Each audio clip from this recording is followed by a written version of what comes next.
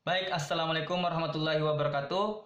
Perkenalkan, nama saya Muhammad Ilham Sabaruddin, NIM 426171010. Pada kesempatan kali ini saya akan menjelaskan materi tentang manajer proyek.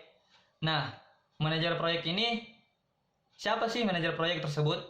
Nah, manajer proyek tersebut itu yang ditunjuk atau ditetapkan untuk bertanggung jawab terhadap kegiatan keseharian, day to day, pengelolaan proyek untuk kepentingan organisasi. Menurut PMBOK, Project Management Body of Knowledge oleh Project Management Institute dapat digambarkan sebagai berikut. Nah, yang tertera pada gambar, inilah gambar sebagai berikut. Nah, untuk stakeholder memiliki keinginan atau tujuan akan dituangkan dalam sebuah proyek. Seorang manajer proyek akan memimpin dan mengelola proyek tersebut. Pengelolaan proyek yang dipimpin oleh manajer proyek meliputi 9 knowledge. Yang pertama itu scope management, yang kedua quality management, yang ketiga time management, yang keempat cost management, yang kelima human resource management, yang keenam communication management, yang ketujuh risk management, yang kedelapan procurement management, yang kesembilan itu project integration management. Dalam pengelolaan proyek tersebut, seorang manajer proyek menggunakan tools dan teknik untuk mencapai tujuan proyek yang diharapkan oleh stakeholder.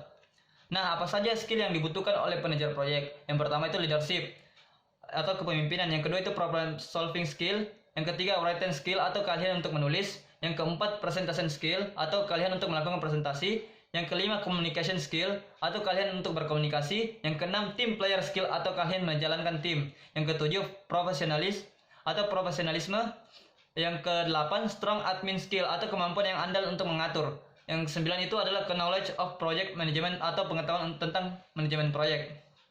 Nah, adapun tugas dan tanggung jawabnya, yang pertama itu mendefinisikan dan membatasi proyek dengan benar. Seorang manajer proyek harus berkoordinasi dengan kepemilikan proyek untuk membuat definisi proyek tersebut.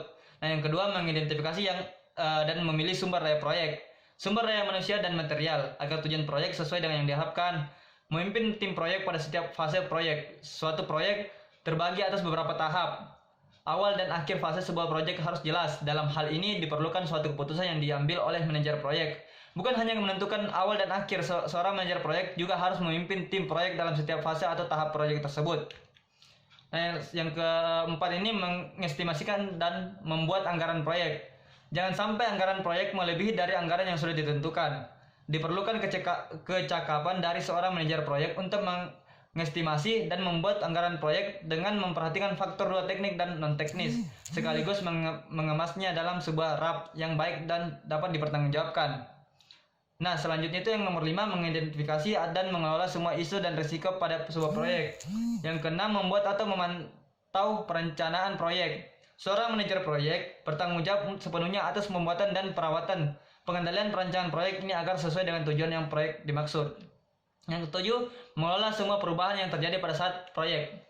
Seorang manajer proyek yang baik dituntut untuk bisa mengelola perubahan di dalam proyek ini secara optimal. Artinya manajer proyek harus bisa menentukan skala prioritas perubahan yang mengambil keputusan tentang apa yang harus diubah dan apa saja yang tidak bisa diubah. Nah, yang kedelapan ini meyakinkan bahwa semua penugasan deliverable proyek tetap berada pada track atau jalur dan tidak melebihi biaya yang telah ditetapkan. Yang kesembilan, mengidentifikasi politik organisasi dan memerankannya dengan baik. Yang kesepuluh, mengelola berkas proyek dan dokumentasi yang terkait. Yang kesebelas, mengkomunikasikan dan memantau kemajuan proyek melalui rapat atau meeting dan pelaporan. Nah, adapun kompetensi yang harus dimiliki manajer proyek. Kompetensi yang dimiliki manajer proyek itu adalah yang pertama kompetensi pencapaian bisnis, yang kedua kompetensi pengaruh, yang ketiga kompetensi manajemen manusia, yang keempat kompetensi manajemen diri. Nah, kompetensi pencapaian bisnis. Adapun kompetensi penjelasan dan bagaimana mendapatkannya. Yang pertama itu kesadaran bisnis. Nah, penjelasannya itu meningkatkan tiap proyek pada visi, misi, dan tujuan organisasi. Bagaimana cara mendapatkannya? Pengalamannya harus mempunyai pengalaman bisnis, begitu. Selanjutnya itu yang kedua, orientasi rekan bisnis. Nah, penjelasannya menjaga keterlibatan para manajer dan user selama proyek. Nah, bagaimana mendapatkannya dengan cara pengalaman bisnisnya. Nah, selanjutnya, adapun kompetensi pengaruh. Kompetensi ini kesadaran antara personal, penjelasannya, memahami, mengenal, dan berinteraksi pada motivasi serta tingkah laku antar personal. Bagaimana cara mendapatkannya? Dapat dipelajari di mata kuliah tetapi membutuhkan pengalaman bisnis. Adapun kompetensi selanjutnya yaitu kesadaran organisasi. Nah, penjelasannya memahami politik organisasi dan bagaimana menggunakan dalam proyek. Nah, bagaimana cara mendapatkannya itu? Dan cara pengalaman bisnis. Kompetensi selanjutnya itu antisipasi impact. Penjelasannya memahami implikasi keputusan proyek serta pengelolaan harapan dan risiko. Nah, bagaimana cara mendapatkannya itu? Manajemen proyek dan pengalaman bisnis.